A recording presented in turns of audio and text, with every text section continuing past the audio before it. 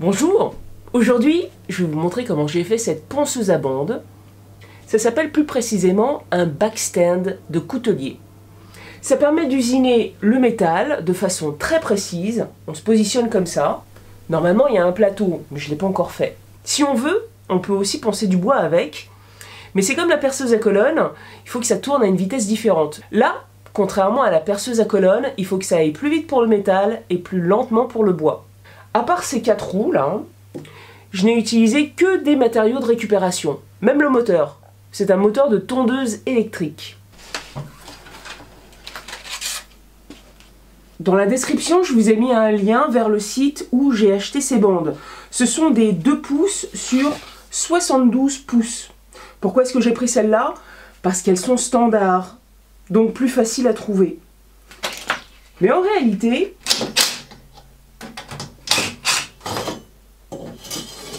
vu la façon dont j'ai construit cette ponceuse, je pourrais lui adapter pas mal de bandes différentes. Puisque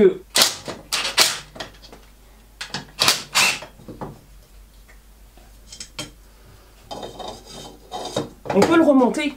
Donc, c'est extensible tout ça. Alors justement, par quoi est-ce que j'ai commencé? C'était la grande question, puisque j'ai jamais utilisé ce genre de machine et j'ai pas suivi de plan. J'ai commencé par ça. Et plus précisément, cette pièce bleue là, avec ce tube carré gigogne avec celui-ci. Ce tas de métal, c'est pas très esthétique dans le jardin, mais c'est bien sympathique d'en avoir un. Un peu de découpe donc. Et je vérifie. C'est bon, ça marche. Je positionne les roues pour avoir une idée de là où je vais. En gros, il me faut une trentaine de centimètres entre axes de ces 2 roues. Au début, j'étais partie sur une pièce assez compliquée qui me permettrait de poncer avec plusieurs options. Mais je me suis rendu compte que les roues allaient se gêner les unes les autres. Alors j'ai simplifié. Je vais prendre un bout de cette cornière. Ça, je vais l'aplatir pour le souder dessus.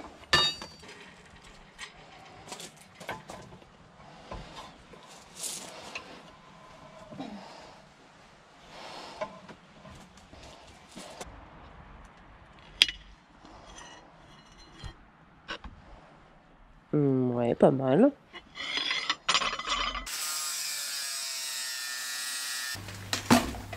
J'ai bouché le trou.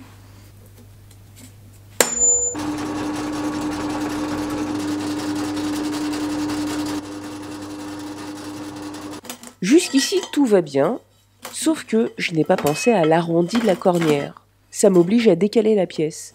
Et comme j'ai pas suffisamment de métal, eh ben, j'agrandis le trou. Même si je ne fais pas tout de suite le plateau, je fais son support, ça va me servir de repère. J'aimerais bien lui faire un bras qui permette de l'ajuster en hauteur. Là, je pourrais le mettre plus ou moins en avant, en fonction de l'inclinaison dont j'ai besoin. Mais en règle générale, il se situe en dessous, en parallèle. Le problème, c'est que j'ai utilisé une cornière. Quand je fais ça, il y a un débattement de cette pièce que je veux quand même garder assez large pour qu'elle supporte de la force. Et en revanche, je vais enlever ça. Ensuite, je pense que je décalerai légèrement l'une par rapport à l'autre pour que ce soit pas gêné. Vous l'avez compris, j'ai encore une bonne série de découpes. Magie de l'enregistrement! J'ai juste fait quelques points de soudure au cas où il faille défaire pour refaire. Pour maintenir ces tubes à l'intérieur de ceux-là en place, je vais faire un trou ici et un autre ici. Ce qui me permettra de plaquer le tube dans l'angle. Comme ça, il ne bouge pas, il se met toujours à la même place, il ne bouge pas sur le côté. Et ça, c'est important par rapport à l'alignement des roues. Maintenant, je vais faire le système pour tenir cette 3e roue ici. Donc l'idée, c'est de mettre un tube carré, un peu penché comme ça, dans lequel viendra glisser un autre tube carré plus petit, gigogne donc, et au-dessus, il y aura un tube carré de cette largeur qui va faire pivot. D'un côté, il y aura un ressort, et de l'autre côté, il y aura la roue. Et la roue sera ajustable comme ça, pour que la bande tourne droit ou exactement comme je le souhaite sur les roues. La roue va tenir grâce à cette charnière. Je vais la souder là et ensuite je vais pouvoir l'orienter comme ça grâce à une vis qui viendra dépasser là. Et plus je l'enfonce, plus ça remonte. Et si je l'enfonce pas du tout, et ben voilà, ça penchera un peu comme ça. Donc, je soude, je perce, je me fais même une espèce de poignée. Bon, c'est pas dit que je la refasse pas plus tard. Je vais souder cet écrou là pour que le tube qui va glisser à l'intérieur puisse être maintenu sur le côté. Et de ce côté-ci, j'ai mis un gros écrou et la vis en place. Comme ça, je suis sûre d'être face au trou. Et donc, j'ai pas à mettre mes doigts. Là aussi, j'ai soudé un écrou. Je soude cette structure pour y accrocher le moteur. Et vu sa forme, il en sera prisonnier. Donc, plutôt que de m'embêter à mettre des vis, eh ben je le soude. Il va donc être ici. Il faudra bien faire attention à l'alignement. Mais ce qui est certain, c'est que je vais devoir faire un lien là pour le poser dessus. Avant d'aller plus loin, je voudrais remercier Mathéo qui m'a fait cette petite pièce là avec un méplat qui me permet de visser la roue au moteur. Bah ouais, j'ai pas de tour à métaux, c'est bien dommage. Et pour être tranquille, je vais mettre cette patte là qui permet de freiner le filet. J'ai acheté ça il y a des années. Je remets sur toute la longueur. Hein. Ça rentre au moins de ça. Je vais le serrer quand même à fond. Voilà. À ce moment-là de la construction, vous aurez remarqué que j'ai rajouté cette pièce, ce qui me permet de rehausser le corps de l'outil. Donc là, ça traîne pas par terre. Et puis cette extension qui me permet d'y mettre le moteur. J'ai fait toutes les soudures pour de vrai. Et ensuite, j'ai poncé pour enlever les petits éclats, etc. J'en oublie un ici. Et puis aussi, j'ai arrondi ces parties-là. Je rajoute cette poignée pour pouvoir faire levier plus facilement. Et pour aligner les 3 roues, là, j'ai utilisé cette règle. J'ai commencé par vérifier que ces deux-là sont bien sur le même plan. C'est le cas. Les surfaces sont bien alignées. Ensuite, j'ai aligné là. Et je me suis rendu compte que celle-ci ne s'alignait pas du tout. Parce que la roue derrière, elle était trop inclinée dans ce sens-là. Donc j'ai mis cette cale là, et là, j'ai l'alignement parfait. De l'autre côté, je mets une cale et je commence à souder par là. Ensuite, je fais la même chose de l'autre côté. On va voir si ça marche. Ah bah déjà je suis pas mal. Côté tension. Là, c'est l'heure de vérité.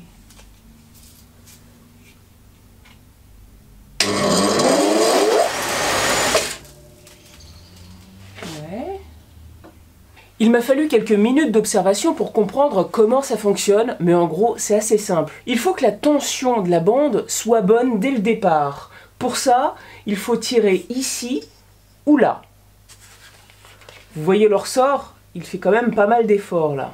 Si c'est pas le cas, la bande va aller sur le côté dès que vous mettez le moteur en marche. Ensuite, vous pouvez ajuster le centrage de la bande sur les roues grâce à cette molette.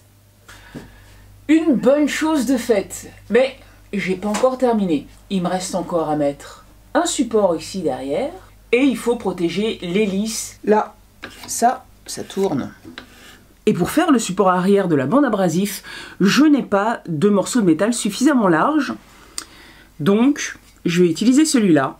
Je vais le couper et je vais le souder pour avoir une largeur suffisante et une longueur adéquate. Et voilà. Là, c'est mieux. Mais pour m'assurer que c'est bien plat, je vais passer la pièce sur la ponceuse calibreuse. Et pour stabiliser le morceau quand j'usinerai la première face, je vais le faire tenir sur une planche avec de la colle chaude. Voilà. Là, c'est pas parfait, mais c'est juste, même pas un dixième de millimètre en dessous, hein, c'est très léger. Et en réalité, quand je poncerai, le plateau arrivera là. Derrière, je vais souder ça pour être parfaitement à 90 degrés par rapport à la machine. Et maintenant, je m'occupe de l'hélice. Merci Fred Hunter pour les plaques. J'en ai pas beaucoup, alors je récupère toutes les chutes et le résultat est propre. Et ça reste démontable, j'ai mis des vis. Je les ai soudées en fait. En touche finale, j'ai ajouté ce pupitre pour l'interrupteur et éventuellement plus tard un variateur de fréquence. Et j'ai légèrement rayé la roue d'entraînement pour qu'elle adhère mieux à la bande. Je fais cette petite boîte pour fixer l'interrupteur.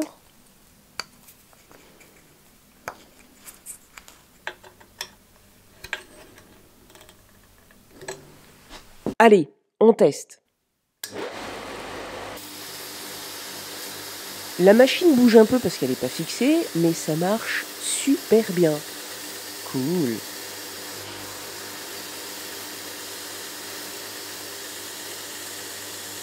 Il n'y a plus qu'à peindre. Je protège le moteur et toutes les parties que je ne veux pas peindre. Je dégraisse avec de l'acétone.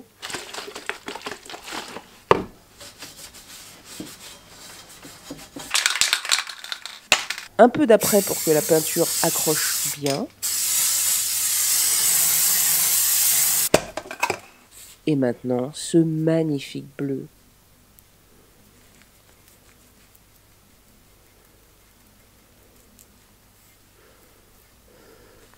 Je laisse quelques parties couleur métal et pour les protéger, j'applique de la cire que je fais évaporer à la chaleur. Il paraît que c'est une méthode ancienne qui protège vraiment bien.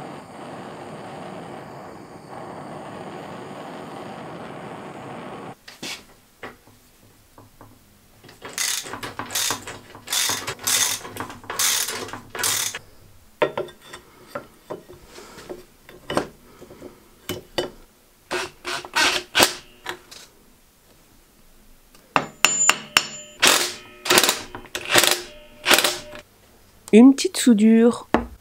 Ah voilà, ça marche bien là. C'est drôle comme j'arrive à étamer facilement quand j'ai des outils qui marchent. Merci Jean-Marc.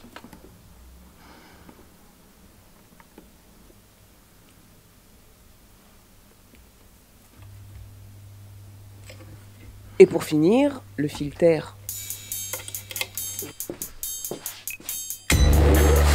Je ne vais pas vous dire que c'était simple, mais c'est tout à fait faisable. Si j'ai décidé de faire cette machine, c'est qu'on n'en trouve pas en France. Elle ne répond pas aux normes de sécurité. Regardez la bande, elle n'est pas du tout protégée. Vous pouvez éventuellement en trouver en Belgique, mais ça coûte super cher. Pour une 50aine d'euros, j'ai acheté plusieurs bandes abrasives de différents grains. Le kit de roues m'a coûté 114 $ et le moteur 20 € en deuxième main. Tous les liens sont dans la description. Merci à tous ceux qui soutiennent ma chaîne via Tipeee ou la cagnotte PayPal. C'est grâce à vous que j'ai pu acheter tout ça. Et un grand merci à Jean-Marc, JMC19, qui m'aide, me soutient et me conseille. Cela dit, je ne l'ai pas encore complètement terminé. Il va falloir que je lui mette un plateau. Vous avez vu la taille. Et puis, je vais lui mettre un deuxième bras pour pouvoir faire des émoutures incurvées grâce à cette magnifique roue. Alors, à bientôt. Et si tu t'abonnais ?